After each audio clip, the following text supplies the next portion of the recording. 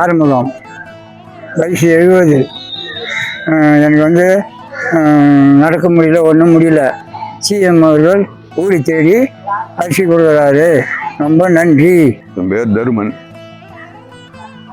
Ration கடையில் போய் நான் பொருள் வாங்க முடியல. எனக்கு வயசாகி போச்சு. இப்போ வீடு தேடி ரேஷன் பொருள் கொடுக்கறதுக்கு முதலமைச்சருக்கு நன்றி. முதலமைச்சருக்கு நன்றி. முதலமைச்சருக்கு நன்றி. முதலமைச்சருக்கு நன்றி. முதலமைச்சருக்கு நன்றி.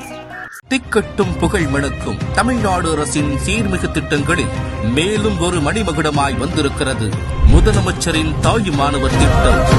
மாநிலத்தில் வாழும் லட்சத்திற்கும் மேற்பட்ட மாற்றுத்திறனாளிகள், 70 வயதை கடந்த 20 லட்சத்திற்கும் மேற்பட்ட முதியோர்கள் என மொத்தமாக 21,70,454 நபர்கள் இல்லத்தில் இருந்தபடி ரேஷன் பொருட்களை பெற்றுக் கொண்டு பயன்பெறும் வகையில் இத்திட்டத்தினை மாண்புமிகு தமிழ்நாடு முதலமைச்சர் அவர்கள் ஆகஸ்ட் 12 அன்று தொடங்கி வைத்துள்ளார்கள்.